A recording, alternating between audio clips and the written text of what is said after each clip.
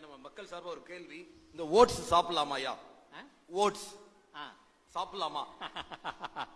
இப்போ சோளம், கம்பு, வரகு, கேழ்வரகு, குதிரவாளி, சாமை, திணை, காடக்கண்ணி, இது மாதிரி 8 தானியங்கள் இருக்குது. இந்த 8 தானியங்களுக்கும் நெல்லுக்கு தேவைப்படுறதுல 10 ரூபாய்க்கு தண்ணி இருந்தா விளைஞ்சு போகுது. 10 ரூபாய்க்கு தண்ணி இருந்தா விளைஞ்சு போகுது. ஒரு மலையில உழுது போட்டுடுறாரு, அடுத்த மலையில விதைய விதைச்சு அந்த முள்ளு கிளைய போட்டு இப்படி இழுத்தாருன்னா மூடிக்குது. அதுக்கப்புறம் வளர்ந்துகிட்டு இருக்குது.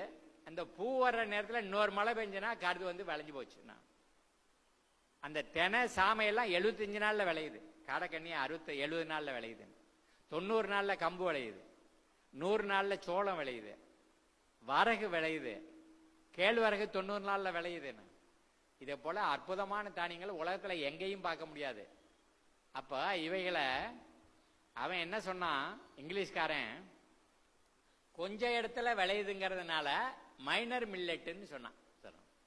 நம்மால தமிழ்ல மொழிபெயர்த்தான் சிறுதானியன்னு மொழிபெயர்த்தான். அட முட்டா பயிலா, இது சிறுதானியம் இல்லடா, இது சத்து மிகு தானியம். சரிடா, நான் கொய்த்துக்கு போறேன். கொய்த்துல 1.25 மணி நேரம் பேசியிருக்கேன். எனக்கே ஆச்சரியம். அந்த உடம்பு சரிப்படாத நிலையில 1.25 மணி நேரம் நின்றுகிட்டு பேசி இருந்திருக்கிறான். பேசி முடிச்சவர் பார்த்தா எல்லாருக்கும் கம்மங்கூழ் குடிக்க கொடுக்குறாங்க கொய்த்துல.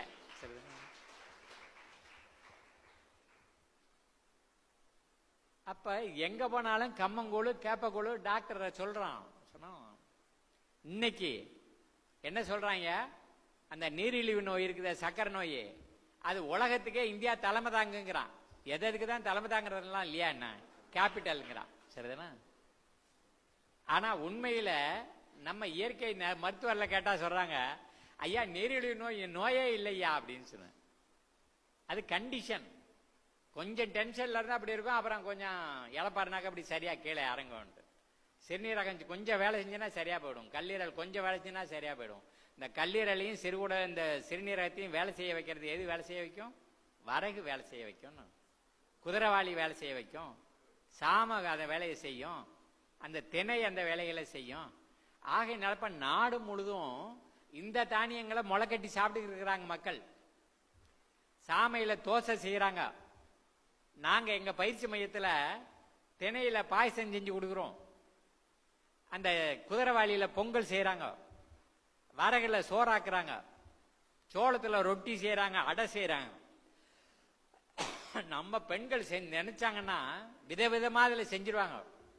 அதைத்தாங்க செஞ்சுக்கிட்டு இருக்காங்க. இயற்கை உணவகத்துல சிவகாசியில அதான் பண்ணிக்கிட்டு இருக்கிறாங்க. இது எங்க பார்த்தாலும் போக முடியும். இதை விட்டுட்டு அந்த இங்கிலீஷ் டாக்டர் இருக்கிறார்ல, அவர் தான் சொல்லி விட்டாரு ஓட்ஸ் கஞ்சி சாப்பிடுங்க. இந்த வெளிநாட்டுக்கு காவடி தூக்குற வேலையை என்னைக்கு நிறுத்துவாங்கன்னே தெரியல நமக்கு.